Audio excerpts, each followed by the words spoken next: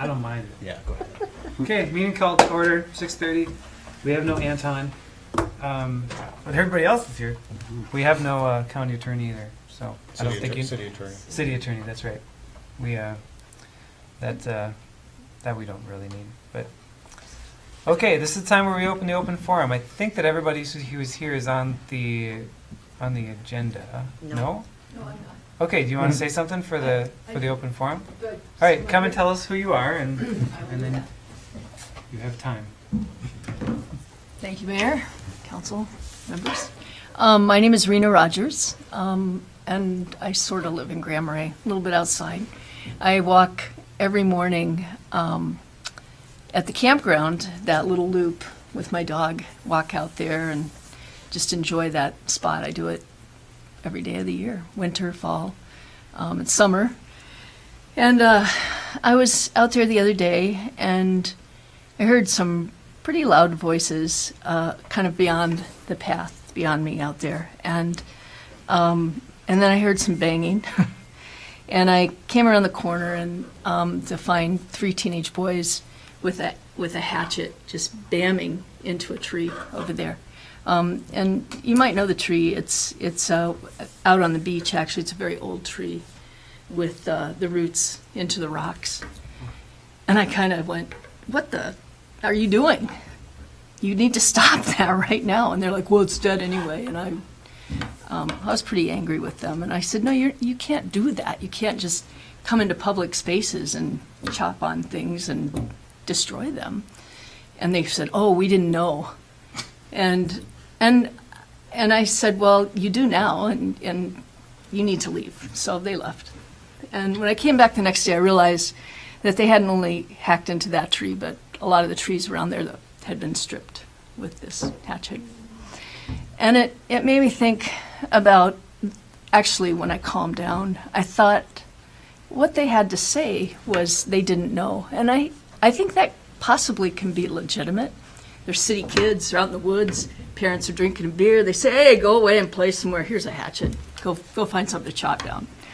I mean, I think that's possible. And it bothers me that people come here and they don't really have a respect, or they don't even know how they should behave. And so I thought, well, maybe there's something that proactively could be done to prevent things like that. I mean, probably those kids were staying in the campground. I didn't recognize them from around here. And you guys have the campground. So I thought maybe when people come, you probably have things that you tell them that they need to do. Where to build fires, where not to build fires, what, pick up after their dogs, whatever else. And it seemed like some basic understanding of that you can't go around and, collect your firewood or chop down trees in the woods. There used to be a sign when you entered the woods there that said, I think that it was a natural area and that trees were allowed to just fall and do whatever, but the path was clean. It seems like there was a sign like that. Am I right, Mike? On going to the beach? No, when you're walking into that little walk around area, I think it was right. Kind of back by the sledding hill. By the maybe? Yeah, beyond the sledding hill. Yeah. Yep. I think there used to be a sign. There's not a sign there anymore, but it seems like a sign, a simple sign that just maybe explains the area or explains that you shouldn't try to gather your firewood there or whatever Was else. it back But in that area that you saw those yeah, kids? they were. If you walk around that path on the lakeside, the second opening to the lake, Okay. they were on the beach just hammering on that tree. Wow. And it's a really old tree. It just bothered me. Anyway, I just thought maybe, I know, and it made me think about it even more yesterday, Jay, when you were talking about the emergency stuff and having, putting out some proactive information to people when they're going to visit. Mm-hmm.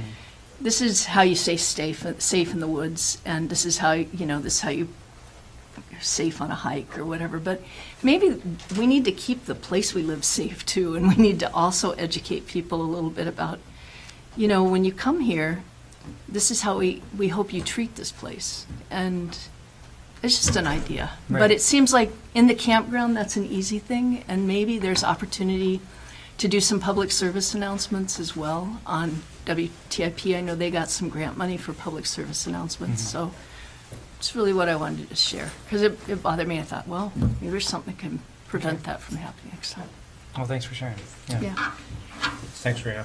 Thanks, guys. So Jonathan, you're the park board guy, so. Yep, we meet on Tuesday. Thank you. Thank you. Thanks.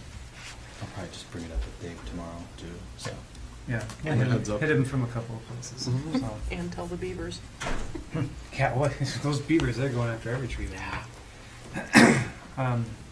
Anybody else for the open forum? If not, we'll close the open forum, move on to the consent agenda. We have a massive 6 items on the consent agenda today, typical 3, and then we have the credit union's barbecue permit that just like they do every year. I looked it over, it looked like it was pretty much the same. The fisherman's picnic permit, which is pretty much the same in scope as it was last year. The first day, August 2nd, will be the Crazy Days downtown, and then after that, the schedule of events go until the 5th. So they're looking at closing downtown starting at, I believe, 3 on the 2nd, and then going all the way through the 5th. And then the final one is the blood drive parking lot use. So they're going to do a blood drive, and they usually put it in the senior center parking lot here, but they want to try it across the street, just in our little parking lot over here. There's a conflict over there. So, There you go. they want to use the office up mostly. Yeah. So So I have a question about that, tying up that parking lot in the middle of the summer. So we should take it off the consent agenda then. yeah. I have a concern. Just like to discuss that, yes. Yep, okay, so we're looking at 5 items. We're looking at the typical 3, the credit union and the Lions Club fisherman's picnic permit. Would anyone like to pull any of those other things for discussion, or do we have a motion to approve those items? I have a motion There is a move. for I'll approval. I'll second. Motion and a second. Any further discussion? All in favor? Aye. Aye. Opposed? All right, carries. Great. So let's talk about the blood drive. Yeah, I mean, Thanks, guys. I'm thinking it's the middle of the summer, parking is always at a shortage downtown to take up the whole city parking lot, not only with the Blood Mobile, but also with the people coming to the Blood Mobile. Couldn't there be another location that might still be centrally located? I'm thinking school. I mean, the parking lot is empty in the summertime. And, is there a reason it needs to be downtown? I know they've always had it at the senior center, but there have been times that they've used some of the church parking lots. I think they've been up at the courthouse. Yeah, my understanding is all they need is an inside space and then a place to park the blowmobile. So they would normally do it across the street, and they have a conflict there with the inside space. So this is the alternative that they're currently proposing.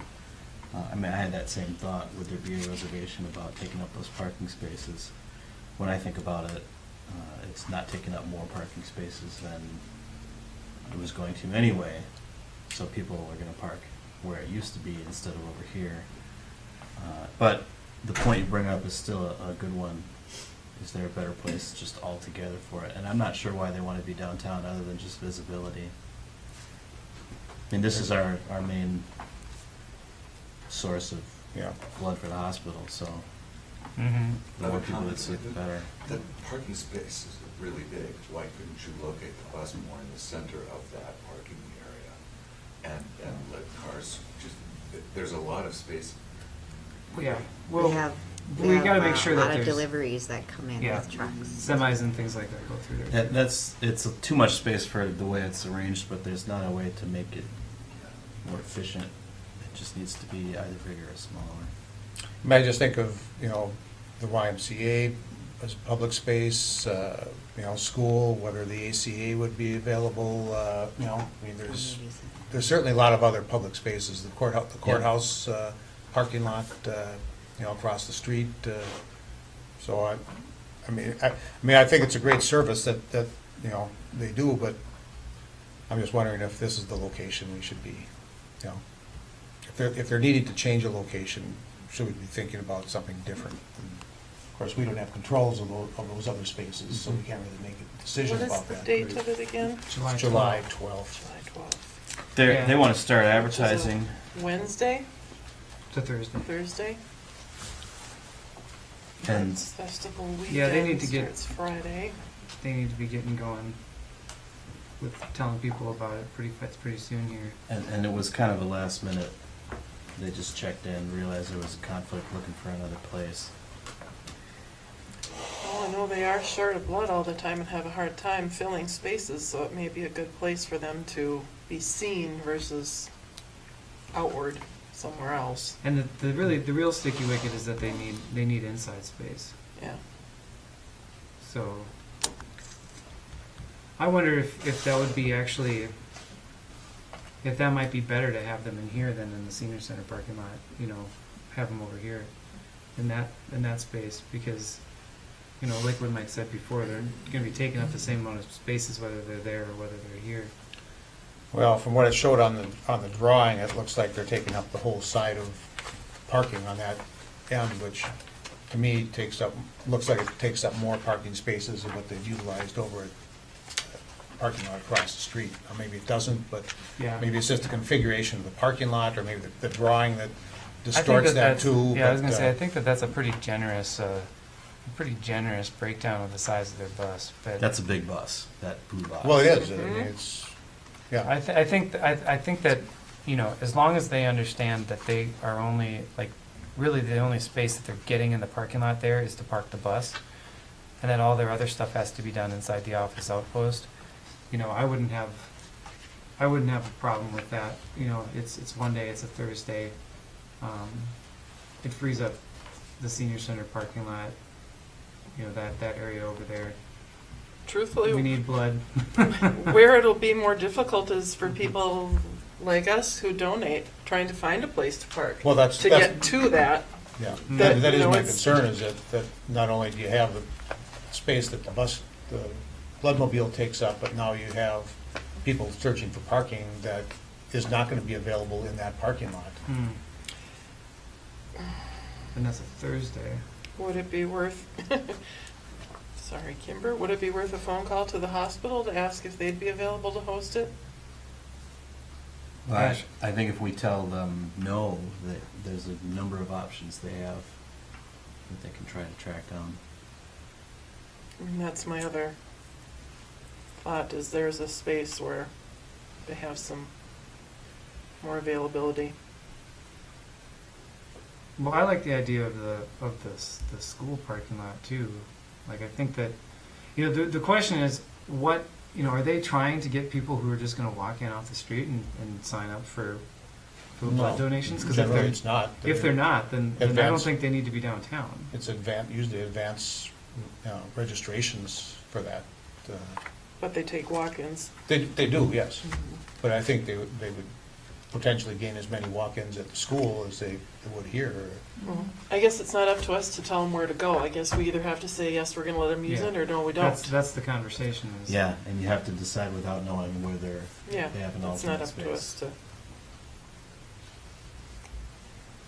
Yeah, I mean, certainly don't want to see them not be able to come and provide the service, but I am concerned about the utilization of the space, and I don't think it's a, you know, that it's a good place to do this. I think there are better locations, but, I mean, we don't have control of those, so we can't make a decision about where else it might be able to be located.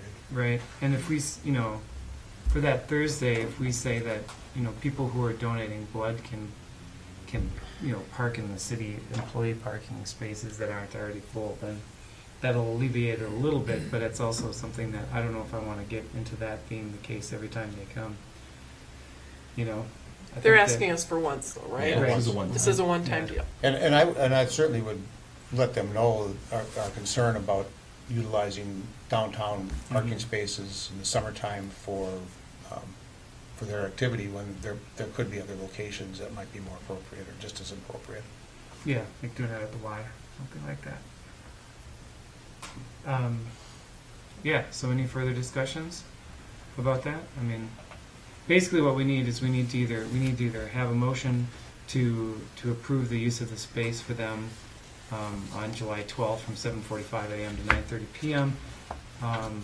Or something else. Or we can just tell them that they have to find another place to get to set up. So what do we got?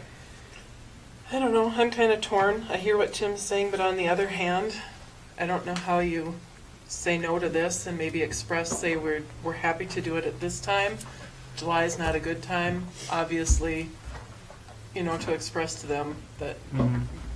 we're willing to, but if there's better options they can come up with, we'd like to be the last choice, potentially. I Well, don't and I know. think I don't know that how you that's- say no to a blood drive. I think that's yeah, I agree. I think that what you put down makes a ton of sense, is to say like yeah, sure, we'll cover you this time. Let's do this. Like, here are a couple other ideas to check with before you check with us next time, because we have And maybe they concerns about have. that. Maybe they have, yeah. But it definitely forwards the conversation a little bit more to make sure that they have more redundancy in there. I don't think they have. But I think And they've I been can asked. support that motion. It's just that I just wanted to raise that concern Mhm. that, using downtown space in the summertime seems like it's unnecessary. And if there's options to that, I'd like to see them pursue those. And So then- even for this year, if, we give them the approval, if there's an opportunity to move it to a different location, and they can put that together in a short time, I think it would be a better situation. right. So then if one were to make a motion to approve the request, with the condition that we'll inform them that this is pretty much a one-time thing, and that they should look into other options before contacting us next time. Well, I don't know if you want to say it's a one-time thing, because you know what, in January, you could probably give That's away true. the space. So Yeah. I think I will make the motion that we will allow it with a conversation of, our time of year and limited space, that That the summer we're season willing is- to help them out. But obviously, it's not a great option. And we have the right to say no at any time, It's true. so. Okay, so there is a motion. Is I would there a second that. Yeah, there's a motion and a second. Any further discussion? All in favor? Aye. Aye. Opposed? All right, carries. Good. I think that was well phrased. All right, so getting back to the agenda. Hallelujah! We have somebody who has put in an application for the planning commission.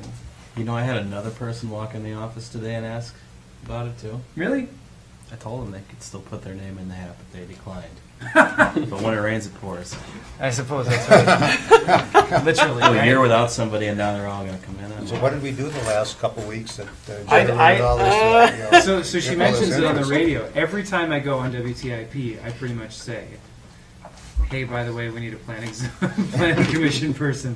So somebody please. So we've got Stacy Hawkins, who put in her application for the planning commission. She's interested in getting involved. I don't know if you had time to read her application. She's interested in getting involved. She's lived in the community her whole life. She's been widely involved around the community.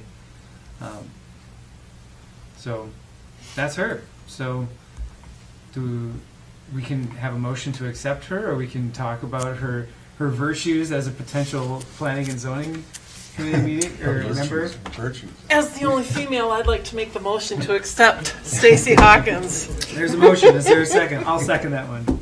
Motion and a second. Any further discussion? All I'll say is that, we are really appreciative of Stacy stepping up, because we have for a long time been trying to get the word out there that we need somebody, and even the planning commission, and we feel that void when you don't have that many voices, we don't have that other voice. We've taken on some, challenging issues, and as many voices as we can have to participate in those conversations Yeah, is that's good. good. So Stacy is, well-versed in things that go on in the city, and has an understanding and background, and I welcome her to be part of the commission, so. Sweet. So we have a motion and a second. Any further discussion? All in favor? Aye. Opposed? Fantastic. We have a full planning commission. Wow. Welcome, Stacy. Yeah. She's watching. She's at home going, oh. What did I get myself What did we into? get into? Yeah. Now she's gonna have to hang out with us.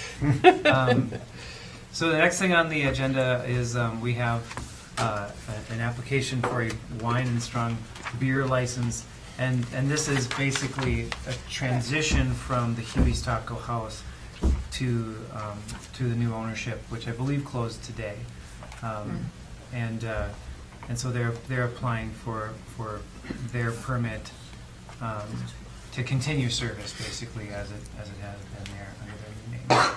I make motion to approve the application for wine and beer license. All right, Second. there's a motion and a second. Any just further discussion? All in favor? Aye. Opposed? Carries. All right, so I'm excited about, I'm gonna have to go get some tacos when they have that here. All right, so you guys are up. Creative Collaborative. That's why. And we're wait a minute. Yeah, we're only 7 minutes late. So this is, we have representatives of the Creative Economy Collaborative. In your packet, you will see that there is a proposal that they have put forward at the request of the council to clarify and explain a little bit more about what this Arts Advisory / Arts Commission structure would look like and how it would serve and everything, and they put together a lot of information for us, so we'll let them dig through that information for us now, and then we can ask them questions and do what we need to do. Ready, go. Thank you. You should probably introduce yourself so everybody knows who you are. Tom Christensen, Lutzen. Mary Somnus, EDA. Richard Olson, Hovland. Jerry Grant, Playhouse Board Member. Greg Mueller, Lutzen. Bob Swanson, local art. Happy birthday, Richard. Thank you. Oh my God. I'm on Social Security. What a great place to hang out for your birthday. Don't get this sidetracked. Okay, here we go. Thank you for having us. We appreciate the conversation that you had at a recent city council meeting. I believe that you already dedicated over an hour to a very thoughtful discussion about what we're here for. Jerry and some others, Tom and others, worked on the summary that is in your meeting packet, and I'm going to just kick off with some additional things, and then all of us are here to answer your questions and engage in further dialogue. So on the last page of the printed document that is in your packet are 3 bullet points that summarize really what our primary focus areas of the current creative economy. I'm not going to go over everything that we submitted to you because I believe that you've probably already reviewed that. So the 3 focus areas are, the first bullet, develop and market the identity. That's telling our story. And Linda Jerk from Visit Cook County was going to be here to present on this topic, but was called away on other business. So I put a pile of stuff in front of you that I went and picked up at her office today. And I'm just going to quickly walk you through, because we all have recently learned that actually we're doing a better job of telling our story collectively than even we thought we were. And part of it is in due to what Visit Cook County does with their promotional materials. So on their visitor guide, there's a blue tab. The 2-page spread is open to their page for the camera, where the arts are featured as one of the. Kim, I can give you some extra stuff too. Okay, so that's the general visitor brochure that kind of goes over high level everything that we have in Cook County. They do this monthly or bi-monthly calendar of events, and one of the things that you see here is recently just completed this weekend on the inside cover, Art Along the Lake, where all of the galleries and artists work together to provide open houses and active demonstrations of artists making their work for the public to observe and enjoy. Another example of a piece that has been done cooperatively by arts organizations is this little booklet that is a collaboration of the Art Colony, WTIP, the North Shore Music Association, North House, and the Playhouse. And this piece includes a little bit of information about those 5 organizations and tear out postcards that can be sent to people to promote Cook County or to, invite your family and friends to come and visit. That's a piece that they all put together a couple years ago.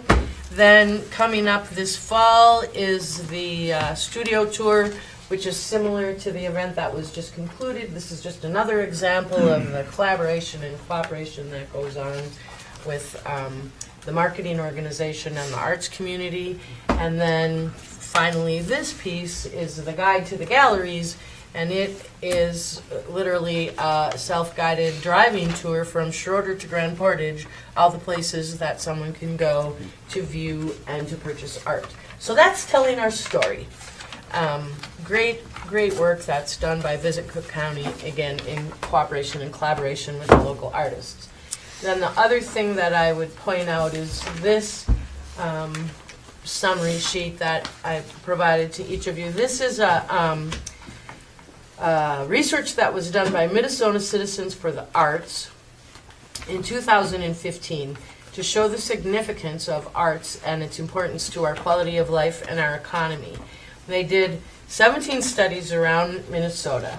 And the thing that's really interesting about the study results are that Cook County is 16th in population of the communities that they surveyed. We're 9th in attendance of people who go to art events at the nonprofits that they surveyed in Cook County. 78,000 persons attended events at these nonprofits, which, for a county of 5,000 people, to entertain 78,000 people at our arts events is significant. We are 7th in economic impact of the 17 communities that were surveyed. $4.6 million came into Cook County as a result of these nonprofit organizations. And here's the real superhero of these stats, I think. We're 3rd in economic impact per capita. So for each resident in Cook County, our nonprofits, I think they surveyed 17 nonprofits here in Cook County. For each of the 5,000 and whatever residents we have, these organizations brought into the community $889 per person. And we rank in 3rd place, behind only Minneapolis and St. Paul. An amazing demonstration, I think, of the economic impact of the arts in Cook County. So that's why we're here. We're all working together to further promote the arts, the artists, the organizations, the businesses, and further the economic impact on the whole community. The other 2 focus points that, referring back to this page, the last page of the document in your meeting packet, one of the other of the 3 focus areas is placemaking, and that is included in the priorities of the EDA. So that is referring to our work in housing, and in this case, we spend some time and energy particularly looking at potential housing projects that is specifically made so that artists can live and work, which means, that kind of a development would include some bigger doorways for artists to take their work in and out, and a lot of light so that they can do their work in an environment that's conducive to that kind of thing. And then the 3rd bullet is the public and private collaboration, and that is the topic of our request here today, to offer the service of the community, the Creative Economy Collaborative, to the community to help when questions come up about public art or opportunities that we might bring to the table to enhance the presence of art in Grand Marais. And excuse me, ultimately, down the road, after we've had some success in this endeavor, we would like to expand this to be a county-wide offering that we bring to the rest of the county. But we thought it made sense for us to start in Grand Marais because little baby steps along the way. So, anyone else? What am I missing? Important points? I think you've covered it very well. Thank you. Thank you. Other things that are top of mind with us is the Highway 61 redo and placement of art or aesthetics that might come into play, about things like the light poles or the benches or the numerous aesthetic decisions that will be on your table essentially pretty soon. And if we could be of any help with that, I think it's another thing that we are interested in for sure. I was part of the Harbor Park planning process, and we've been talking about this for basically 20 years because we were afraid that we might get donations of things, of public art, that we our little ad hoc group couldn't make decisions about. It was going to be up to the the park board to accept and place art. And I think that there were some bad choices made, and better choices could have been made. And we've tried to have a public art commission be on the table for, like I said, close to 20 years. And on that regard, so you guys, in the first page of your proposal here, you actually summarized what the definition of art is that you use, and it is by design a pretty broad definition. It says art encompasses a diverse range of human activities in creating visual, auditory, or performing works that express the author's imaginative or technical skill, intended to be appreciated for their beauty or emotional power. So that that's a pretty broad definition. When we talk about things like the Highway 61 redesign, how would you see that being? How would you see the CEC being involved in that, as far as because one of the things we're talking about pedestrian level lighting. We're not sure what the light poles would look like yet, but we have some concepts that have been drawn. Those kinds of things. How would you see them see the CEC being involved in it? Well, I don't know exactly. If the CEC were tasked to be advisory to you, we'd probably put a small group together that would be have strong interest. Or the whole group. Or the whole group. But, it's yet to be determined. But to take a look at the aesthetic boards that your designers are putting together and make comment on them. I think that's about as simple as I could put it. Like, for example, some people were talking, I'll give you an example. Wood posts, timber lighting posts versus slimmer metal posts. That's a big decision to make.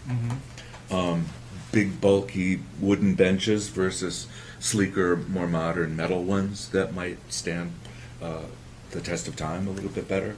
That's or the opportunity to do artist design Yeah. benches and have a lot of townships and cities put out requests for proposals or requests for qualifications to design individual things that bring, instead of looking through a catalog and choosing, okay, we'll get the sleek airport style bench and place 4 of those along the corridor here, or have the opportunity to empower, to spend our money in the community and have local artists design and build the benches. They can be built in the same kind of parameters that a commercial company would have to do with longevity and issues and things like that, and then have something that's unique.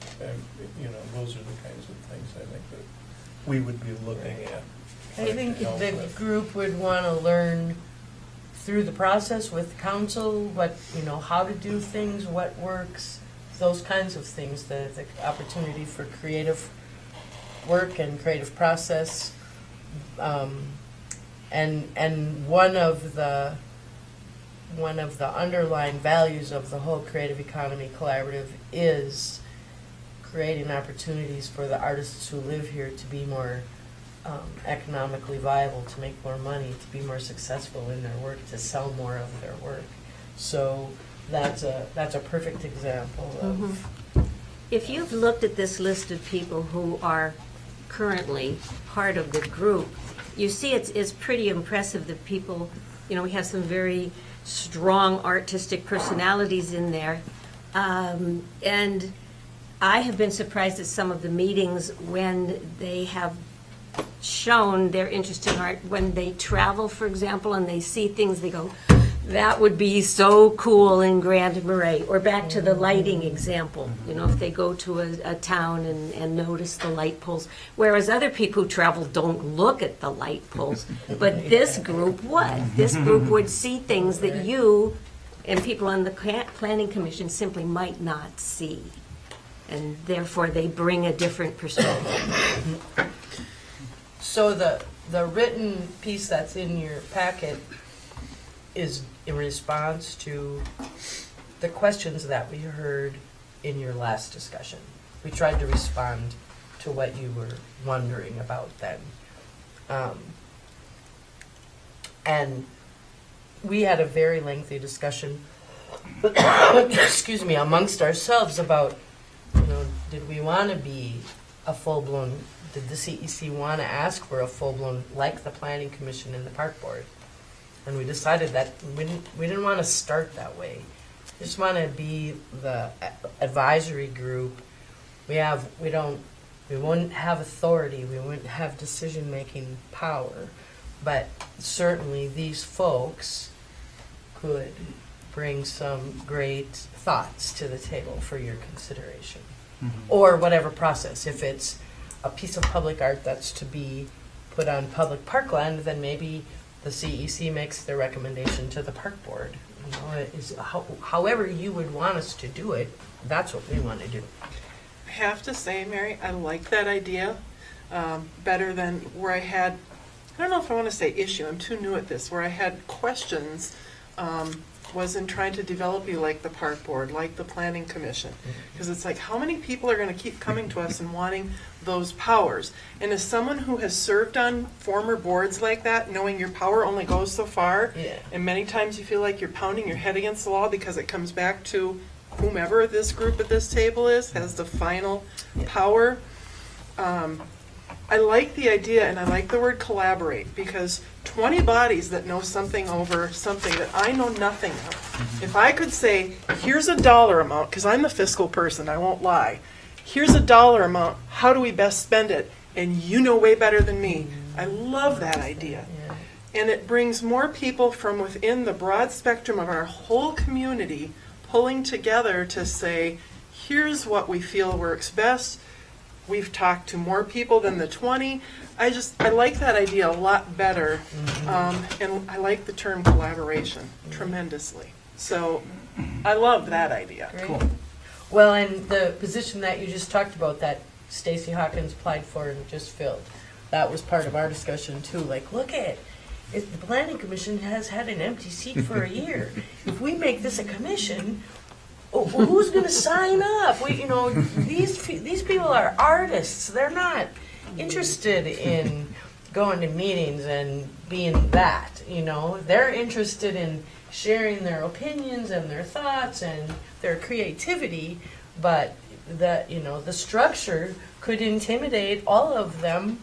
I'm not saying that none of them would, but Right. And then they have to live in the city limits. Well, that eliminates a bunch of people on the list, Who are some of the most- including Who are almost some of the- everybody here. Yeah, who So- are some of the most qualified people Yep. to be talking about those things. So, And I was at most of these meetings when they were talking about this, and I was the person who brought up the planning commission and just being like, hey, like how big do we want to make this when we're not even sure that the structure is really working incredibly well? And at that meeting and at most of the meetings that I attend for the CEC, they have at least 18 people. You know, this entire table is completely full. And that to me says that there is interest in this, and you know, these people are people who will give a really, really good thought to whatever question is posed to them. I feel pretty comfortable with that, and you know, I personally would encourage everyone to turn to that group as much as they possibly can for insight, if that's what the council decides. Before we get to that point, though, you put a bunch of examples of other cities into the proposal, and if you would be willing to go through each of the cities and kind of point out what the parts from each of those that you like and which you feel are not going to work for our situation or something like that, or perhaps in these communities that have an arts commission or an arts council or an advisory board or something like that, have they done any work on finding out what the impact of that is, of how that's impacted the arts economies in their communities? And that might be kind of a tricky question. I don't know that we can answer that tonight. I can say that at the last meeting, someone of you asked, what are other cities around the lake doing? And that is why some of these examples have been included. Not because they have commissions that we heard were successful, but just to address that question. There are a few cities or communities listed in here that other people have visited and felt strongly about, and I'm not one of them, so. Tom can talk about Carbondale. Yes? Yeah, there's Carbondale, there's some initiatives in Colorado that are happening now that were started from the state level by the governor. And they collaborated with ArtSpace, which is originally a Minnesota organization that has grown to be international. And the governor, I think it was mostly his doing, looked at these small towns in Colorado, some not unlike Grand Marais, and saw the kind of a burgeoning art community and thought, well, how can we help support that? And so they went together, he brought in ArtSpace, and they looked at building on the art community that already existed. And so there's, these things, I think, happen as much organically as they do with public or, I don't know if I want to say public support, but with acknowledgement from the city. They happen because artists collect there and they make things there. And we already have that going for us here, unlike some of the cities in Colorado where they were kind of struggling.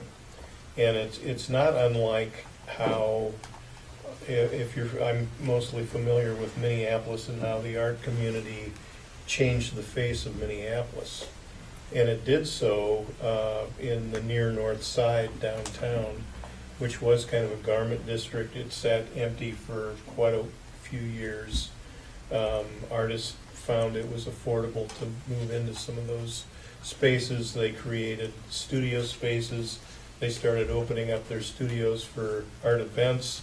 That brought in coffee shops, restaurants. Eventually, that community blossomed. The artists were forced out because rents were too expensive. And now it's happening, the same thing is happening in northeast Minneapolis. And it's turned northeast Minneapolis, which was not too many years ago, maybe 25 years ago, kind of a ho-hum community, into a real lively and growing and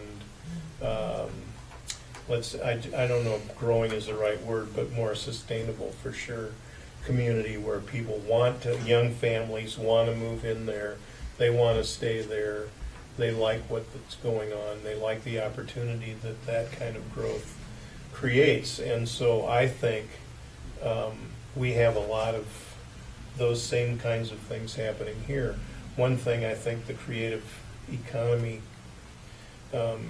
can do, or our group can do, is look at how we can, we're seeing a problem already with VRBO and things like that, and the growth of our little community turning into a destination and a place where, like Aspen, Colorado, where the workers that work in all the stores and restaurants and at the resorts and all of that live and bus from 50 miles away. And so a lot of, I think, what we're thinking about and hoping to be able to be on top of is how we can circumvent that, or at least help some working people and young families to be able to live here and be able to stay in the community and not be forced out financially by existential threats of growth taking over.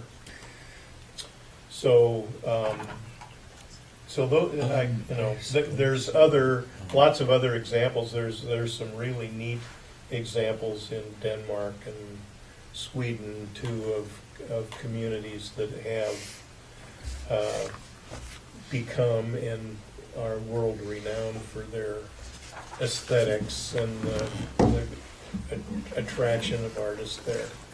And I think Grand Marais and Cook County has the opportunity to be held in the same breadth as Scottsdale and Santa Fe, and I think Grand Marais could be right in there with.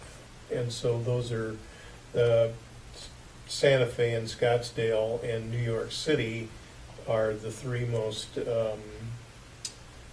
money-making art, make more money on art than any other places in the world, and so it makes sense that we could be. Maybe we're not going to be another Santa Fe, but we could certainly be. I don't We like could capitalism. certainly be the.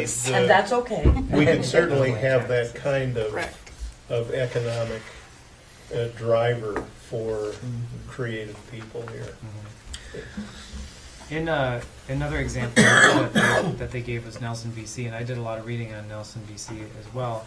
And some of the conversations that the community had after they started their cultural development committee.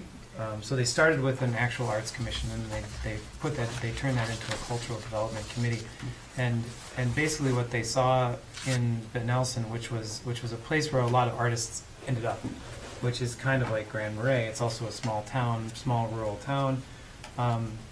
Things that they noticed in Nelson were when they had these committees and these commissions going, was that it put a structure and enabled a lot more sophisticated art things to happen, or art installations and art events to happen in the community, and that was what they needed to become known as an arts destination.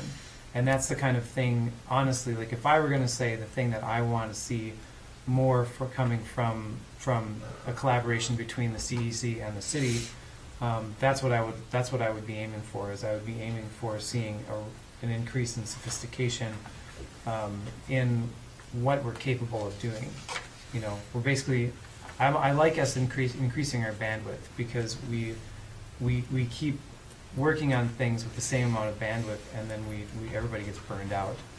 So if we put a different structure in place that enables more things to happen at a higher sophistication level, then those things will become more sustainable, because they're going to involve more people and they're going to bring in more economic activity, which makes it worth people's time to do them. So that's an example with Nelson that I think is important to consider as well. Say again, it started off as being a commission.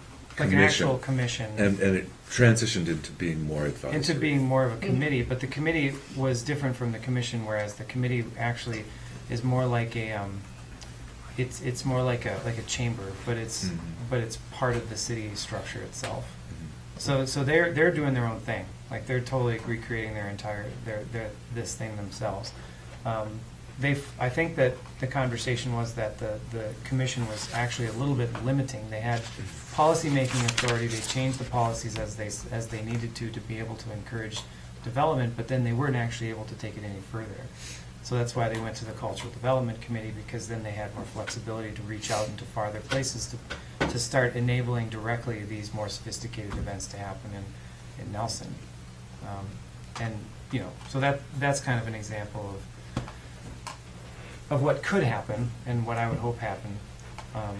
Also, the full plan that they attached in your packet that has that guy that has goals and then strategies attached to it is incredibly interesting reading. If you have time to read it, I would really encourage you to do that. A lot of those goals are goals that the CEC has, and I think that they're goals that the city shares. So enabling a group that we know has already acknowledged that their goal is to work on the problems that we already have identified, I think puts us in a good place for synchronicity there. So. Yeah, I think after our conversation at the last council meeting, what that pointed out to me was that we have a wealth of talent and interest in the community that wants to give us let us use their expertise. And we as a council, I know historically have talked about the value of arts in the community and have talked about an arts commission, but I think in a much more limited way.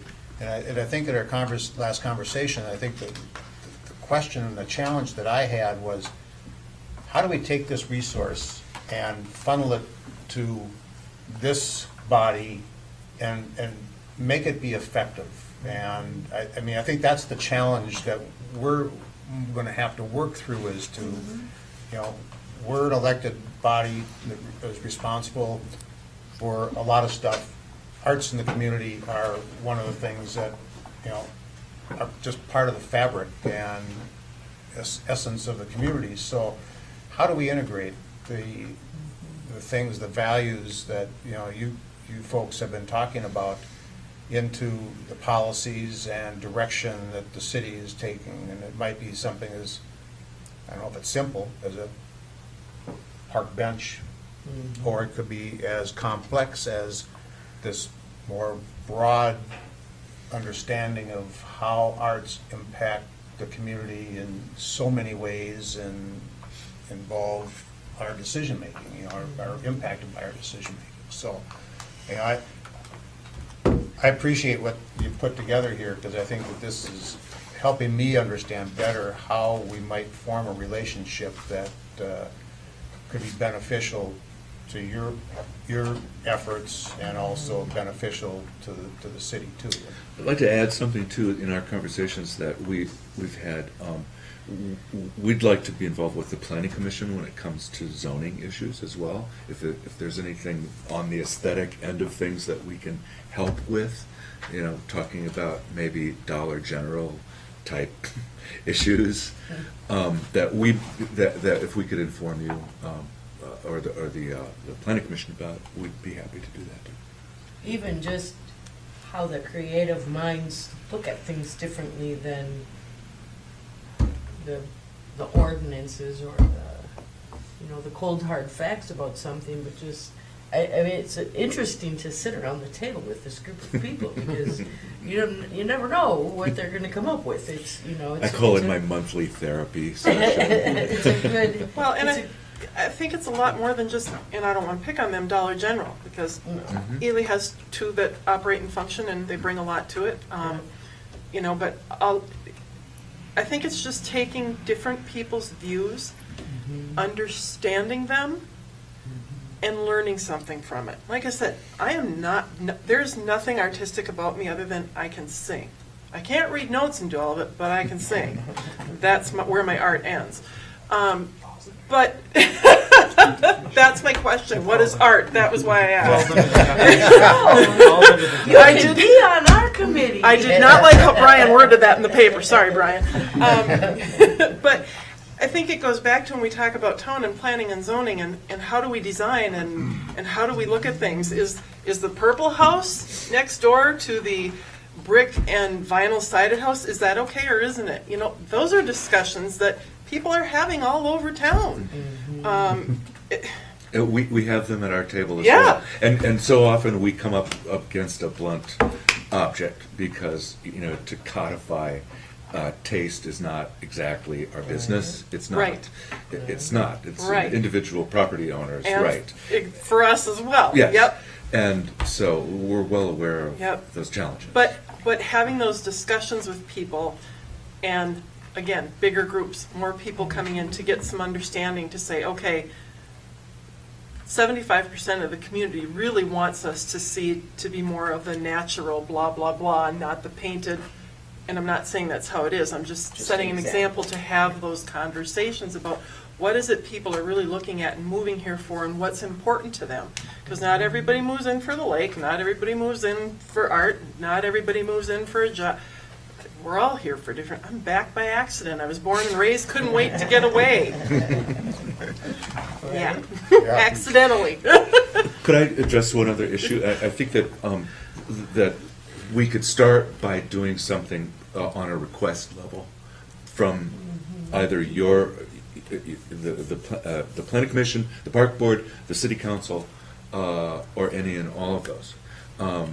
And I think we've hit a couple of issues already that maybe might want to be addressed, and that would be the location of public art and to get involved with the Highway 61 redo, which is a pretty critical time thing. And we'd like to help. And in fact, that is on our. That's the next thing on the agenda. our Amenities is conversation. next on Yeah, the okay. agenda. Agenda is to talk about that, because there are some elements of that we know that we are not the experts, and we'll have to rely on somebody else's expertise to guide us through. In fact, if you look at some of that stuff back there, public art gets pushed off to the later because, not because we want it not to exist, but because other things are gonna happen, and we need somebody to guide us through that process of understanding how to incorporate public art into this project. And so this could work a couple of different ways. We could work on just like a pretty casual basis, if you will, from requests from you. But we might also come to you and say, can we be involved in X, Y, or Z? Because we've heard about it, we think we could maybe come to the table and offer you something. Like, and a perfect example is, I think, of in relationship to Highway 61, I think the top priority on the list is the lighting, street lighting, right? That's like high up on That's the, not a priority, it's a budget. It's a, The budget. It costs the most. but it's a thing, it's a thing that's gonna happen sooner than later. Yeah. And in a interesting sort of way, street lighting can be public art. And in Grand Marais, it almost feels like it should be, or it has an opportunity to. It has like the you said. opportunity, yeah, more so than the drainage sewage system. Yeah, there's some Or under the or it concrete. could Some of those or it too. could vanish from view and be so simple that you don't even notice it. Right. Right. Yeah. So those are the kinds of things. At a recent meeting of the CEC, we did roll out the drawing of the project, and they were very well engaged in looking at all the opportunities for things that are gonna happen in that corridor. And, I think some of them very eager to have an opportunity to learn more about what could happen and how could they Well, participate. and art can be used as a practical matter for slowing down traffic and things like that. I mean, things that don't even really add much cost to a project, but how you paint stripes on the road can change how people feel about how fast they're going and stuff like that. And so those are considerations to think about for slowing traffic down. And I'm sure you've heard about the curbs and all that, and moving curbs and gutter and narrowing the streets. And your engineers are talking Yeah. about that That's, stuff. but yeah, that's all in the plan. Yeah, But, And, in talking about the, engagement, the ideas for engagement, so this proposal that they gave us right now has a couple of requests in it. One of those requests is that the terminology or some terminology or in this area that is consult with the CEC on matters of art and art economy, that's added to some of these guiding documents that we have for the city government, so that it's understood that that's a resource that is not only available but also kind of expected to be utilized. And the proposed roles of the CEC that they have right now, there are six bullets for that. So if we're going to consider this proposal, then really these 6 items are the things that we're considering. And the first one is advising City Council on encouragement, acceptance, and placement of public art, researching and advising on the Highway 61 amenity, working with the Planning Commission on building code changes and future property development, responding to requests from city councilors and staff in EDA, encouraging collaboration within the county, Grand Portage, and townships, and adapting these roles as needs. So it's need be. So keeping that door open for those responsibilities to change. So those are the things specifically that have been written down. Those ideas came from other arts economy groups that we've talked to, other art commissions and art councils that we've seen, and also from our group ourselves, that have brainstormed all these ideas. So that's what we're looking at. So we've been talking about this for a long time. At our last meeting, we weren't very comfortable with the concept of a full-fledged commission. There's a solution that's been proposed. What do we feel about this? Do we feel like this is a sufficient solution? Is this something that that we feel good about empowering them with as the council? Or would we like to see some things change before we go for it? Because we've got everybody here. We may as well have this conversation now. And if there's anything that we want to see changed, then we should talk about it and get it done now, so that we don't have to keep calling these people back every 2 weeks or 4 weeks to have discussions. Because even if we do pass this, then we will be seeing more of these folks anyway.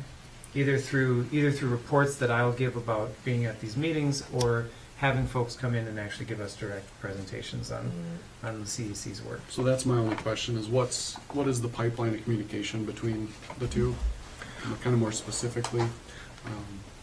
You're the pipeline, Harry. as needed, whatever, I think if the council or the park board or the planning commission wants the CEC to, they meet once a month, so you can tell me and I'll put it on their agenda and they'll do their work and then we'll report back. First Thursday of the month. And then the same, vice versa.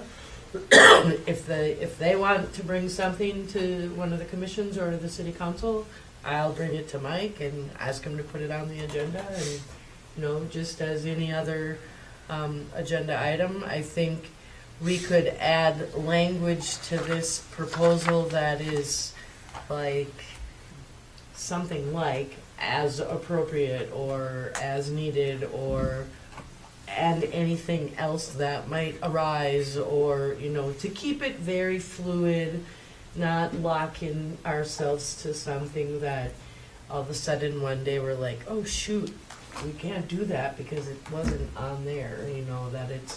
That it's very, let's grow together in this process and learn how it can work, and knowing that we're not going to be like as fluid as the water out there in the big pond, but that we have some flexibility. And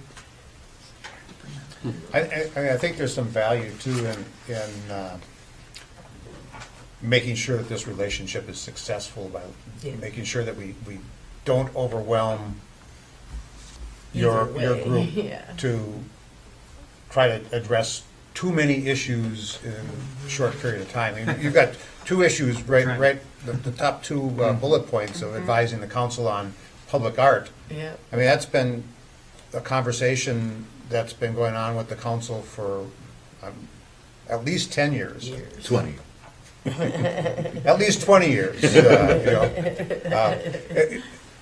and we still don't have any really strong, clear policy in terms of how we deal with, that. And in fact, I think the council has been a little hesitant to want to really get very engaged in that, just because, it's not we don't have a lot of understanding of how to do that. Not our wheelhouse. Yeah, and so that is an area that I do think that there's some value in trying to address that and working through those issues of public art and how it gets done and where it gets put and, what is art and what isn't, and what, And then the second one, the Highway 61 project, I mean, it's right now, and it's big and it's important, I mean, I keep saying, this is gonna be here for 50 years. It's gonna be the face of the city for a long time. We need to get it right, and, it's a big thing, so, we need to make sure. And so, I mean, I would like to see a way that we can do something with your group to build a level of success, so that we can actually take that, whatever information you can provide us, and use it in a helpful way to address some of these issues that have been longstanding and are in need to be resolved. We could do a trial basis, maybe give it 6 months, a year of whatever, organic growth between us. Right. See how it goes. I almost think I like that, because when I look at the language here that says, consult with CEC on matters of art and art economy be added to city governing documents, that, I don't really know what that means. that gets a I think I little- can answer that one for you. Okay. It's part of our telling our story, and we want to show up on Wikipedia pages. We want to show up, on any printed matter, even codify it into certain city ordinances, if we possibly can influence the arts, and it's done in other places very Yep. successfully. I get that. That you're here to explain it, I think is wonderful. Mhm. But if I feel like if we lock it in right now, 10 years from now, 20 years from now, somebody else is going to go, well, I don't interpret it that way. I don't know what they said 20 years ago, and it's not relevant to now. And then we're back to Well, we're really drawing up new documents. So Yeah. I like good what Tim says. Yeah, we're good at doing the trial runs. Yeah. Yeah. So I like that. So then that can, give us something, we can sign on, and then we can reassess after we've worked and gotten some. All we're really trying to do is help you. Yeah. Yeah, really, that's Yep. why we're here. We have a good, large group of engaged people who are committed to the community and to the city, and we want to help, but we're not counselors, we're not dirt contractors, we're not, we do something else, and so we're here to help you, and that's what we want to do.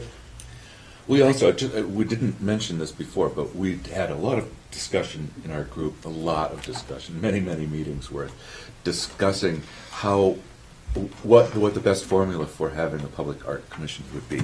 And there were some of our group who very powerfully thought that it had to be a very, very rigid, strong, focused, authoritative group. And it just kind of melted after all of our conversations to this being a more organic, collaborative process.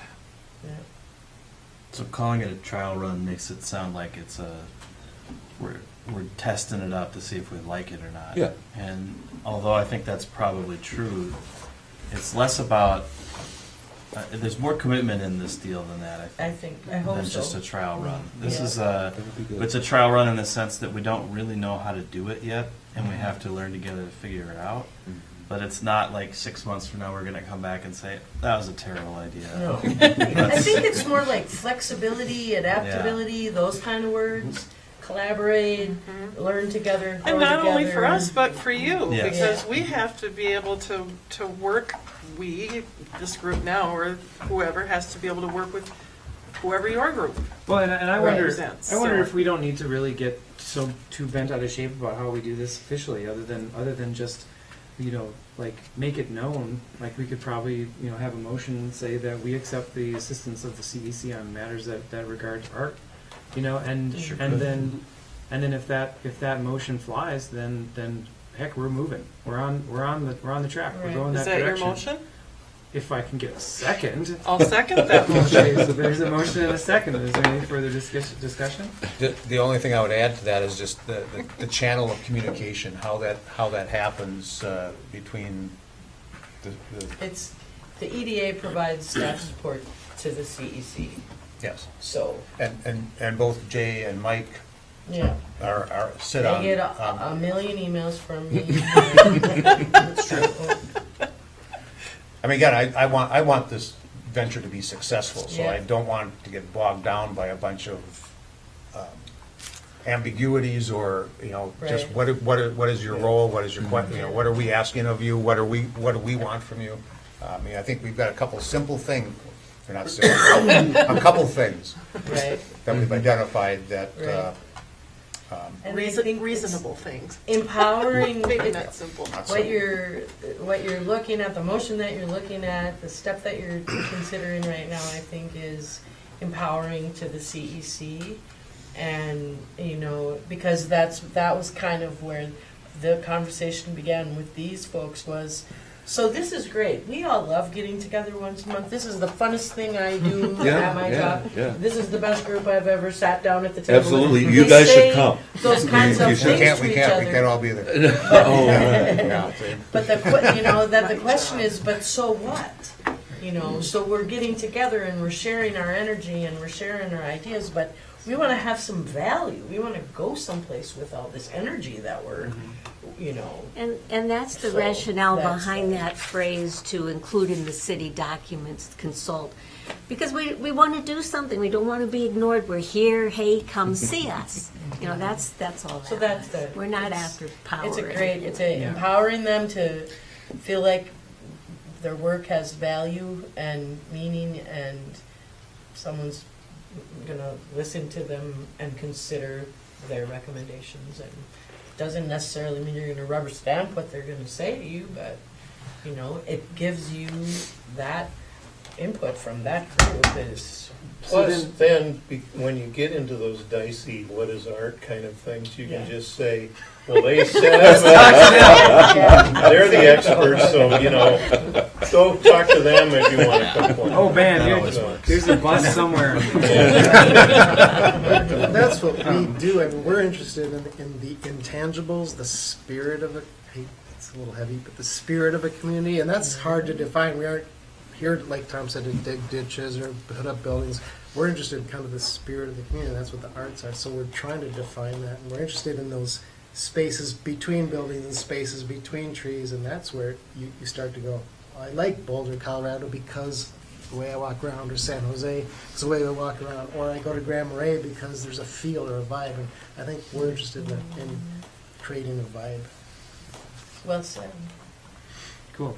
So, to address Tim's concern about feedback, I think that we should make it clear too that this that in the motion it would approve or enable conversation both ways. So like we ask you, you can ask us. Yeah. Like we can have those conversations, have that be a two-way thing, and that updates frequently would be awesome to know about what's happening and what's been worked on. And a lot of this stuff probably will be committee work. It's probably not going to be council meetings. Right. So just so you guys are aware, so everybody knows what we're talking about. So any other? Otherwise, you'll probably stop doing this. Yeah, truthfully, yes. Any other discussion? We have a motion on the table. All right, so no further discussion. All in favor? Aye. Opposed? Carries. Great. Great. Thanks for coming, Thank guys. you all Thank so you for much. your willingness. Looking Very forward to much. it. Yeah, it'll be really good. Yeah, it's been a long time. I really appreciate You remember Sue Ellen Cruz? How could I forget? She will be so happy to hear this. Yeah. She will be terribly happy to hear this.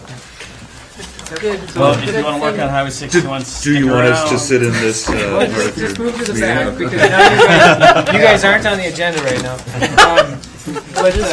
But we can, yes. So the next thing that we have to talk about, we're moving right down the list. On on April 9th, the council got together and we did a work session. You guys were all there. No. Oh, you weren't Yeah. there. I wasn't there. No, you weren't there either. April 9th. This was the earlier. Yeah, this was. Oh, earlier. that one, yeah, that one I was. It's the May one I Yeah. had to Missed it, miss. So that was the first time that we were there. May 17th was the one where we did the stick'ems up on the board. So we've got two different meetings that we've been talking about. We did a prioritization practice, and then we actually looked at how are we going to pay for this. So we have several funds of money that are available. A couple of which People Guys. have to look at them. we're trying to get on the. No, actually, I wanted to have them in the camera. Oh, yeah. I thought that was a good shot. There you go. That Yeah. would be disturbing. Yeah, so anyway, we just wanted to get that illustration up there as well. So on that one, we looked at the priorities that were identified as high priorities. How are we actually going to pay for those? And so the stickers up there, each one of the stickers represents a set amount of money. And It's $10,000. And so we have a rough estimates for how much each of these amenities will cost, or articles that are, budget line items, basically. And so we went through and we put those things down and we came up with some numbers. And the numbers that we have are in the graph that's in the packet. Characteristics that we used or criteria that we used was responsiveness to community goals. So we want to make sure that we're going to be meeting the comp plan conversations that we've had, and that all of the research that we did into the community about Highway 61 is respected. Difficulty of implementation. If it's going to be really hard, we may as well do it now, because we're going to have all of the stuff moving, all the parts moving. We may as well get that stuff done now, and that goes right into the third one, which is MnDOT coordination. If we need to have MnDOT's coordination, that should move to the top of the list, because we're not going to have it after this project. Ability for MnDOT road builders to do it. So the road builders have a very specific skill set, and if we can engage that skill set to do work for us, we should and we will. Also because that's a shared cost thing with MnDOT. And then, are the projects themselves eligible for the Transportation Alternative Project funds, or are they not? Or are there other funding available? We had some pretty great conversations, and we went through these items, and I addressed the amounts that we think that we're willing to do, and we also put some stuff on there as later, we'll take care of it after 2019, or we'll seek other funding sources for it. So, do you want to go through, should we just go through the items, or how do you want to progress with this? Well, there isn't anything you need to do. So let's just start with that. This has already been communicated to MnDOT. And this is more about minute taking and just making sure that we've documented the process that was used and the decisions that were made. And so I want to clarify where we're at in the process. This is still a budget. There's a lot of design work that has to be done, and that's going to affect the budget. And so these numbers will change. We'll have opportunities to revisit and make different decisions when we learn more as more design work is done. So this is just a way to communicate our intentions, and it's a way to clarify to MnDOT how we want the TAP grant to be spent. In the next month or two, we're going to learn a lot more about design, and then we're going to come back, and after we hear from our design team how they respond to this and what ideas they have, and they can refine the budget a little bit more, we can get a little more real about how this money needs to be spent. So just to illustrate that, I think with probably the one thing people want to talk about most here, lighting. well, how did we even develop a budget for lighting? It's a little bit based on a concept, and it's a little bit arbitrary. The concept is it's been fluid. So first off, we didn't know what MnDOT's idea was about lighting Highway 61. We had some concern about it being overlit based on some of the other lighting that's on the highway in town. There's been a lot of conversation about dark sky. So we told them, we don't know if we care about any lighting on Highway 61. And they said, okay, well, we don't have to do any lighting. Well, maybe that's not quite going to work. And we talked about that last meeting where we've actually experimented with no lighting in some intersections when the lights weren't working, and it's pretty tough for pedestrians. So the new idea is intersection lighting, and MnDOT looked at two different ideas for intersection lighting. One where they can have one tall intersection light pole that lights the whole area. That's kind of what they do now for the most part. Another idea is there'd be two shorter ones in an intersection. That's what we focused on for this budget number.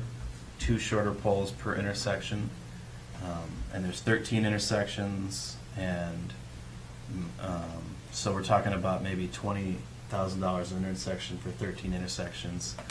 That gets us to $260. Of that cost, MnDOT will cover some. That puts us back at the estimated cost of $214,500 for 2 lights per 13 intersections as we go through town.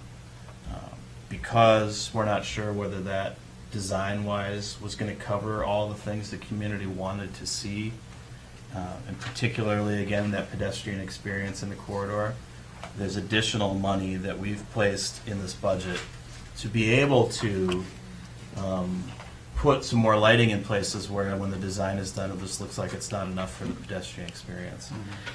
So having said that, this number is not, this is what we can spend on lighting. This is, we think this number could work. Now what do we do with it? The design team has to actually come back with some real concepts now and say, these are the lights that we think we can put in. And they have to show us a design that says, if we do, this is the coverage that you're going to get. And then we get to decide, from a budgetary perspective, does that still make sense? Are we happy with the results? Do we like the choices that they've made? That whole process. That's a lot to do yet. And the good news is that that we're focusing on this. The bad news is it has to happen very quickly at this point. What's your deadline? Don't know. It tends to move around. Probably about 6 months ago. When they tell us. So they're in the midst of intensive design work, mostly road-based, but also some of these things. You're talking MnDOT when you say that? MnDOT, although they've hired LHB to be their engineering firm to do the design work, which is fortunate because they're also our engineer. But probably within a month, we need to have, we'll hope to have some of that design feedback back from them. We can revisit this conversation about lights. So that's where we're at in the process. It's a number, it represents our intentions, it tries to describe a strategy, but we really need a lot more information from designers before we can firm up, yes, we're willing to spend that money and we're happy with what we're going to get for it. And the money that's put in for the city, is that something we already have within the budget that we have available, or we would come up with? How would we, if we're going above a normal MnDOT light? Right. So we don't have a set number for the budget because there's so many moving pieces right now. It's too hard to attack this project with here's what we have to spend, and then go make the best decisions with that. Instead, it has to be this kind of iterative. We think we're comfortable with this number, see what you can do with it. We get it back, we decide it's good enough or it's not good enough. We have to go up or we can go down. Can we come up with the amount of money that we put in the city now category? Yeah, we can, without too much difficulty for this project. Do we want to? We don't have to. And just to put that in perspective, that's $300 and some thousand that we've said we're going to come up with for an $8 million project. It's not an unreasonable amount to think. We're also going to spend $1 million on utilities. So And then after that's done, we're going to start talking about City Hall and the liquor store. And we're going to need to come up with, and so it's that, yeah, any one of these projects, sure, we can afford it. But all 5 of them, it gets a little more complicated. Right. This is the one that's happening in 2019. And so we want to, my strategy that I'm trying to take your lead is what Tim has said, which is, this is a 50-year design, this is our chance, one chance to get it right. And so, not that we're going to be exorbitant in how we spend money on it, but that we want to make sure that we actually do the things that the community told us they wanted to see accomplished in the project. So when we get to this lighting conversation, that's how we're going to decide. When we see back from our design team their ideas about what can be installed, and then the results lighting-wise that we get from that. Well, did it accomplish what the community told us they wanted or not? Are we satisfied with the design? And I think it's going to be incredibly helpful to have some more opinions on that. But keep in mind that it's going to be really fast moving too. And so, and I don't know how to give you a schedule on that. That's something that we'll have to just stay in touch on. And one of the things to keep in mind about the lighting, the conversation that we just had, so the estimated cost we have at $214,500. When we went through this whole exercise, we had a finite amount of TAP funds, and so we wanted to make sure that we allocated those TAP funds properly where we felt comfortable for that. And then with the lighting one in particular, we asked the question, at what point do we start getting uncomfortable about spending more than this on this part of the project? And so the $150,000 number that's in there is a pretty arbitrary one.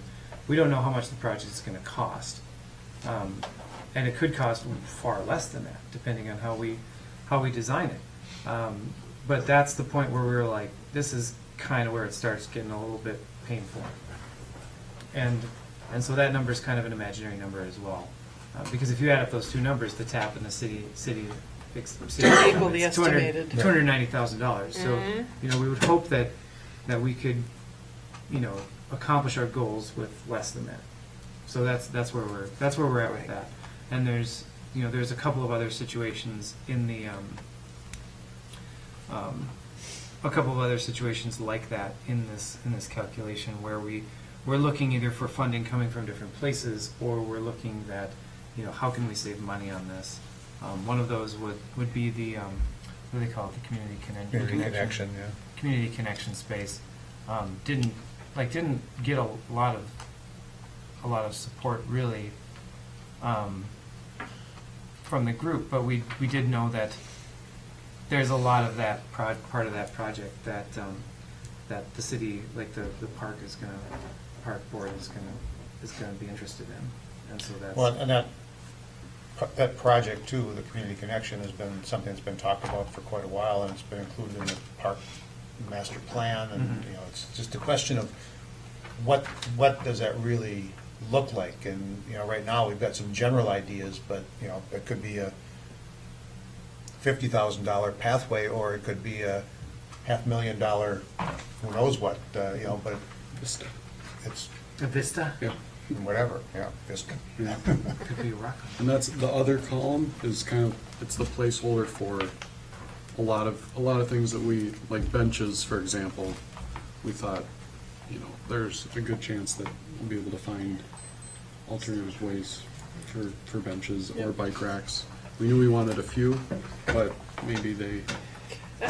And I know it's unknowns, but I think it's important to ask and to keep in mind, especially in our climate. We know the county suffered it. I think we're going to suffer it as people talk about taxes and where is my money going and how is it spent.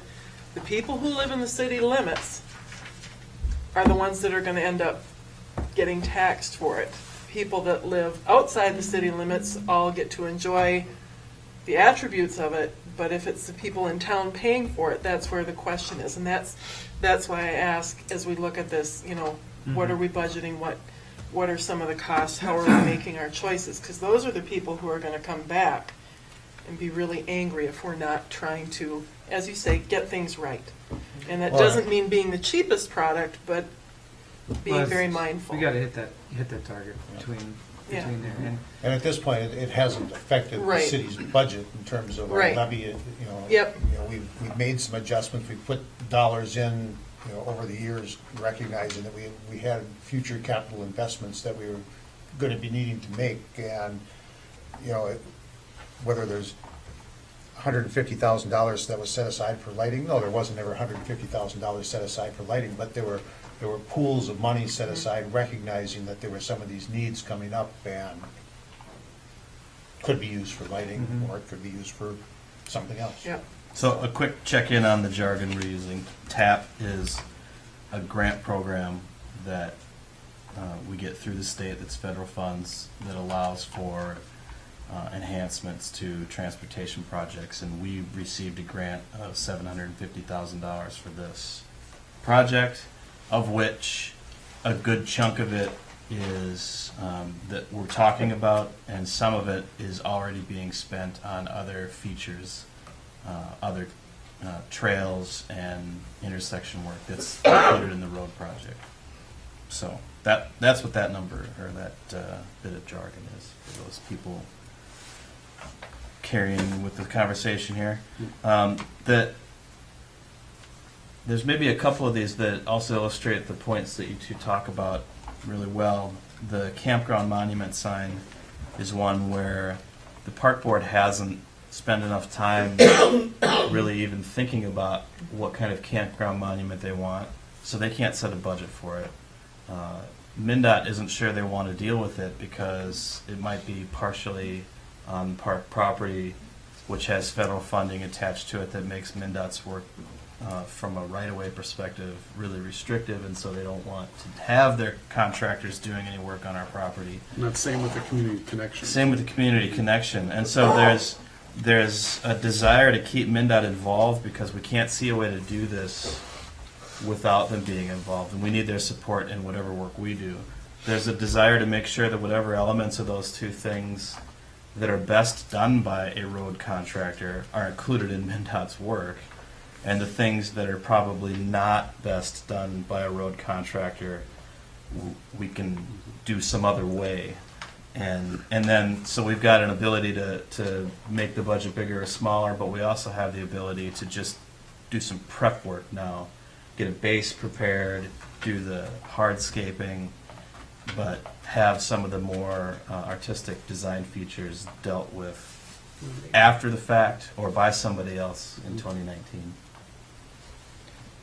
So, with that said, and with some of the eccentricities of this project explained, is there anything else? We don't need to take any action on this. We just need to be aware of where we're at in the process, and we need to be prepared to take the next steps when they come at us. Yeah. Okay. And the next step is, Waiting until we hear back from the design crew to figure out whether or not they Yeah. have better numbers for it. I haven't received a response. This is what I sent them, and so I haven't received a response yet. I'm not entirely sure what the next step is. But. they had given us some other timeline dates, seeing either September or something or other for the Yeah. next stage. Well, that's when of they really things need to. That's when they need to have things pretty much nailed down. Well, they want to be at 30% pretty much now. And so what they mean by 30% is we want to know all the elements that are included in the project enough where they are that we can understand our construction limits and which properties we're going to affect when we have to worry about back slopes and other things, so that we can go do all of our right-of-way work. I think they're at that, at least that piece of it.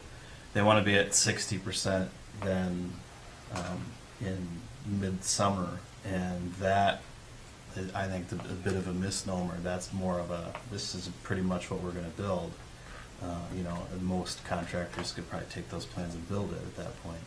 So they just want to do the quality control work after that, and maybe some of the more difficult stuff. So that it's that next couple of months, 1 or 2 months, where we're really going to have some intensive back and forth on design questions, because we need to know at a minimum, well, where do these lights live?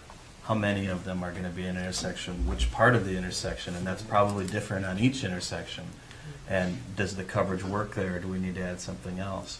how is the power going to be brought to the lights? All those sorts of things have to be figured out pretty quickly now. So stay tuned. Yeah. About where we're at. Stay tuned. Very good. Nice one. Yes, lots of stuff's moving. Lots of moving parts on that one. Maybe the last thing I just mentioned with this group here is the public art piece of it, because that was one of the things on the list. And the plan is to identify spaces, but not to address pieces at all in this project. And that there would be spaces identified and even prepared, and then we've got a palette to work with, or you have a palette to work with. Yes. So you can help with that process of identifying, but you So can would also... it would be to prepare potential sites for them? Would that include foundations or electric sources? if they need Potentially. lighting, all Could that kind of potentially stuff? include all Yeah. that, yeah. Yeah. I guess Yeah. it depends on what we have in mind, and we have no idea, so. And also what a a group of people who have experience with public art would tell us need to be present in order for public art to succeed. So To happen in the future. To happen in the It's future. already been relatively identified, correct? Like there have been spaces that have been. CJ's plan. CJ's kind of plan addressed had that. brainstormed a bunch of locations. Yeah. That's not set in stone by any means. The city doesn't really have a strategy when it comes to public art. Another thing that we could use some assistance with, and if there was such a strategy or such a concept, then we could direct that in there. Now with this project, Highway 61 project, we're getting kind of late in the game. For completely redoing where things are going to be located, so that's something that we might just put in infrastructure for public art, and then in places that we know that it would be safe, and then we would and then go from there, and have a strategy on public art come and be supported by those activities. Well, So. setting aside the spaces is a huge step. It's a huge positive thing to do. So, Yeah, the one that has been set aside, or at least has been described, has been the old Gunflint Trail sign location with the Yeah. rock walls and the improvements that would go in there. And is there a plan to move that again, or No. leave it No. where it is? Leave it where No, it is? enhance it so that it's more accessible. There was more also visible. talk about, at Physica County in their plaza spaces Mhm. out there. That'd be another Yep, ideal creating place. the- Creating a bubble there. Those community spaces that we're seeking to create are pretty much going to be places that could house public art. Yeah. So We can bring that. So what I'm reading is there's $20,000 from TAP money that you're willing to devote to that. Is that for correct? foundation work and Yeah. for siting infrastructure, Okay. yes. Yep. Yeah, Bob. But are there aspects that can be combined to meet basic criteria? For instance, the creation of bicycle racks. Yeah, we've been discussing Could that. somebody create those and have them come under the criteria of public art? Yep, we've been talking about that as well, and that's something that we expect those ideas to come up through collaboration with you guys, and just they come up just in the basic conversations that we've had. So lots of good stuff. We look forward to having lots more By doing conversations. something like that, you eliminate some of the need for establishing site locations. Mhm. When you build it into the hardscape itself, yeah, yep, yeah. We're aware of that. We're looking at that, so that's really good stuff too. Okay, I think we're gonna move on from that conversation. So thanks, guys. Thank you. So the personnel update that we have in the packet is kind of an exciting one, kind of a fun one. So we've had a number of staffing changes over the last couple of years.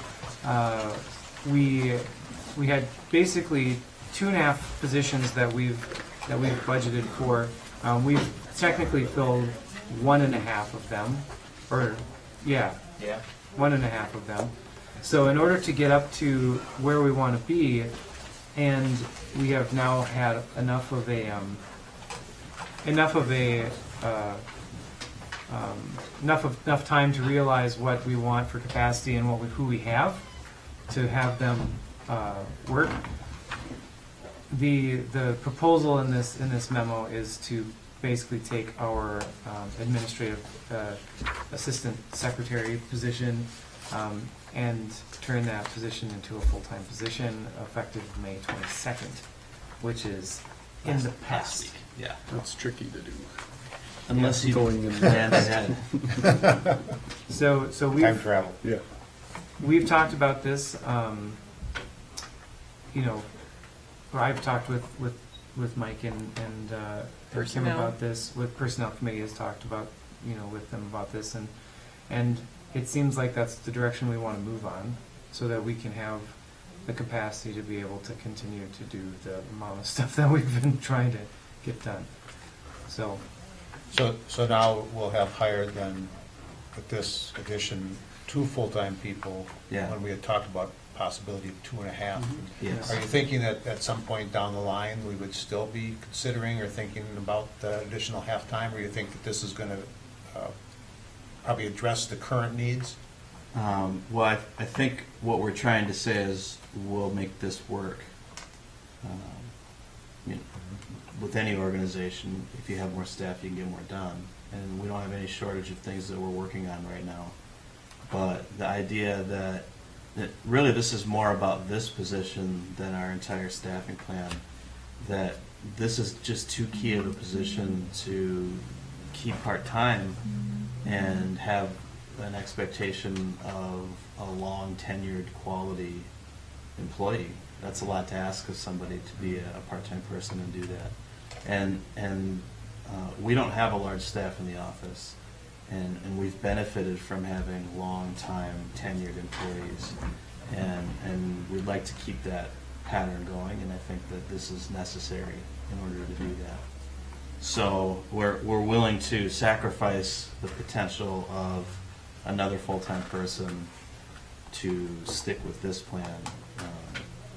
That some of the things that next position was going to work on, we're not sure how that's going to happen yet. It will go back to me, it'll go back to Kim to work on that, and we'll just push things around a little bit. And some of it will just happen slower than it would have if we had another person around. But for the That's but part for of the it. ongoing operations, this is a pretty efficient and effective way of accomplishing a lot of the things that we need to do. There will still be those technical things Yeah. that will have to be done by one of these two probably, or one of these three, as we now have Patrick in the mix. But a lot of those other tasks, we having a full-time person around, we're going to be able to keep him busy. Yeah, he's been busy already. Well, I think it's important So- if you have a strong employee that you retain them, Yeah. and we don't have to try to find somebody else to come in and find a place to house them when there aren't those options. So Yeah. I think it's vital for your office to have that. Yeah, so that about just the structure, we think it'll work. About the actual person, we're very happy with what he's doing. So that this is good for us. I would make motion to approve the change in the position from part-time to full-time. All right, there's a motion. Is there a second? Second, Ooh, tie. I'll let Jonathan, he's been Thanks. seconding everything tonight. Motion and a second. Any further discussion? Hearing none. All in favor? Aye. Opposed? Carries. I We just have one handed more out memo. another, and it's two-sided, so make sure you flip it Oh, over. gosh, too many. It's that time of year, folks. We're hiring people, so please hire all 6 of these people. And we can do that all in one motion. Unless you want to read their names for the camera, you can certainly do that all in one motion, and the minutes will reflect it. Go, John. Chance. Okay, Jump. so I'll make a motion for the hires. The hires presented. I love how that works. Is there a second? Oh, now you guys are both I'll being second bashful. Motion and a second. All in favor? Aye. Aye. Opposed? Carries. Okay, fine. All right, so now we're down to staff, council and staff reports. Jonathan, you're up. I do not have any. There's a park board meeting on Tuesday, which seems like we have some good marching orders from this meeting, so Super. that'll give some good reports after that. Just a question for Mike on the demolition about the public Ugh. works site. Have we received bids? Have we, Nope. anything happened with that? Nope, nothing's happened with that. Have we advertised for bids? Nope, I haven't done that either. When will that occur? It's a good question. It's on the list. It's on the list. I think it needs to get moved up, because I was gonna say. that is not only is it ugly, but it's also unsafe. I mean, it's just a hazard. I just hate to see somebody get hurt up there. Well, I'm just driving into the community, that's what's kind of one of your first impressions. Hello. Good conversation piece. Yeah. Yeah. What the heck's going on Yeah, there? like, what is that? Yeah. That's it? No, also, It's like, wow. thanks. He said he just had a question. That's right. Well, that, and then at the last meeting, we talked about, trying to establish a meeting to talk about the city hall, liquor store, and other council priorities. I mean, I think we need to have that meeting and start to move that conversation along before we get actively involved in budgeting, which is gonna happen in August and September, and, Yeah. here we are, end of May, so it's gonna be June, and, yeah. Well, it's not gonna be June either, because you should probably all be there for a meeting like that. And Anton's going to be gone. Yeah, and so, So can we try to get a date set up Yeah. or time set up to call that meeting? Because I think we all have, busy schedules, and trying to set a date is gonna be, I think, a challenge, but, it is all of that, Yeah. yes. but it is important, and I think that before we get into budget discussions, that conversation, I think, is really, critical to, how we frame our budget conversations. So, there you go. I agree. One more item on the list, right? Anything else? It's already there. Yeah, Okay, good. that's it. Kelly? Had a YMCA meeting on the 21st. Sarah Cole, who is the president and CEO of our Duluth area YMCA, was actually in attendance, which was very nice to meet her, hear kind of how she's moving things forward. I was very impressed by her. She was very open with the group, very nice person. The budget was presented and the finance numbers. April year to date, they are currently running so far with a small profit, and it's about $7,000 above what they had budgeted, so that's good to know that the first quarter is coming out, pretty much on track and a little bit better. The International Adult Swim Meet will be held up there Sunday, June 10th. So that usually has over 75 attendees take part in it, so that's their next big event. And they just had the dance recital in May, which broke all attendance records. They were sold out every night, and was very, very, very well attended. Pretty awesome. Mhm. That's it? That's it. Cool. Yesterday, I sat in on the meeting with the folks who've been working on the climate action plan. So they sent around a survey to a number of folks that they're seeking feedback on how effective and how realistic, basically, a bunch of different actions were seen by people, by folks who have been working on the climate action plan. And I think they threw out about 40 scenarios of different things that could be done. And what we did at the meeting last night was basically sat around and talked through about 25 of them, and found a lot of really good synchronicities between what these the high rated ones would be, and a couple of things that that I don't think we've really thought about that could potentially have a really dramatic impact on our climate footprint.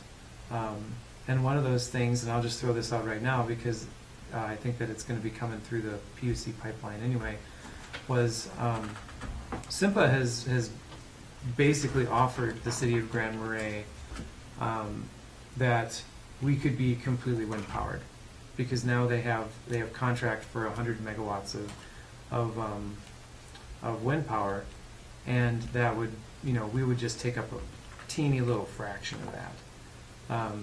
And so I think that the PUC is going to take a look at whether that's viable, and whether that's sustainable as far as pricing is concerned, et cetera, et cetera. There's a number of other ideas that came up that were really great. They're still working on formalizing how to assess that stuff, though. So that's really going to be the sticky wicket, is how do we get that stuff assessed. It was a really great meeting. I was really glad to go. I haven't been able to make it to many of those because they happen on Tuesday nights when I'm already busy. But I'm going to try and make it to more of those throughout the course of the summer because I thought it was really productive. In the afternoon yesterday, I had an emergency management meeting at the courthouse with a number of different representatives from the different agencies around the community, and that was really good too.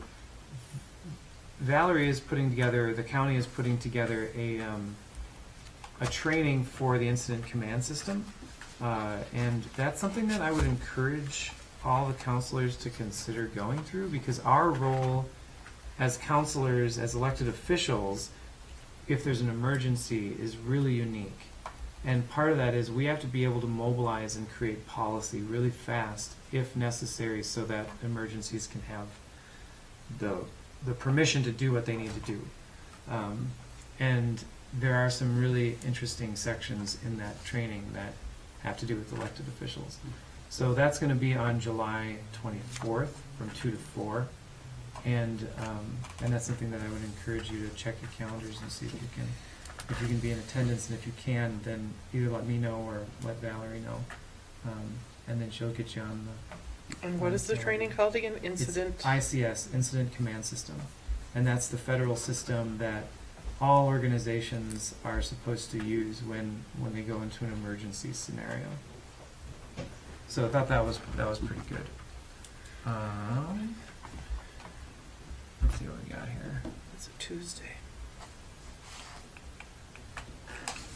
The Violence Prevention Center just hired another person as well, and they're going to be working on doing some more public outreach groups into the community. Like they're working on establishing a young women's group, not to talk about any abuse or anything like that, but just to be a positive influence, just to be there and have fun with kids in a healthy situation. And I thought that was really great as well. I went to the dedication of the reopening, rededication of the North Shore Healthcare situation, which I thought was really good. North Shore Health. North Shore Health Hospital Group. Nope, North Shore Can't say Health. that. North Shore Health. That is the name of it. North Shore Health. Represents all aspects of it. And I think that's just about it. Boreal Community Media has been working on, and I've been working with them on an emergency preparedness portal. So just a place for all emergency updates to bounce to, and also for visitors to the area to find useful information about how not to get themselves into pickles when they're up here. And that's pretty interesting stuff as well. So I think other than that, I don't have anything else. So don't watch Facebook videos about how to feed bears and stuff? Yeah, that generally doesn't work. Or how Okay. to approach. Open a your moose. window and feed moose out of your Yeah, car how and to things You like can that. watch the Facebook videos, just don't do it. Yeah.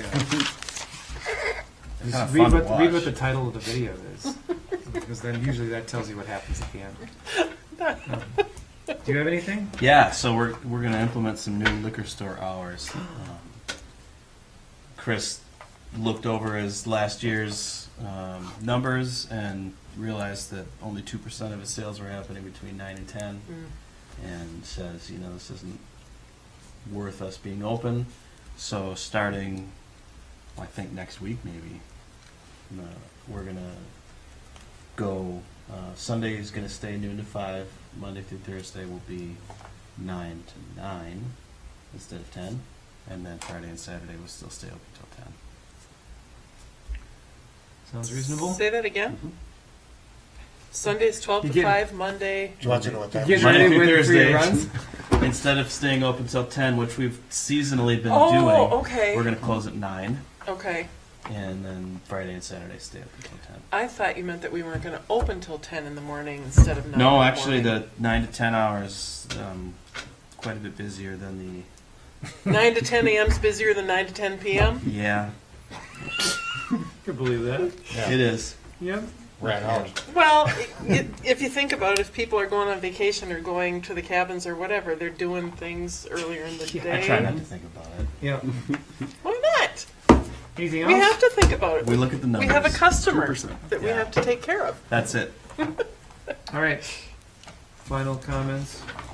Good meeting tonight. We are adjourned. Thank you. Very good. I need a hammer.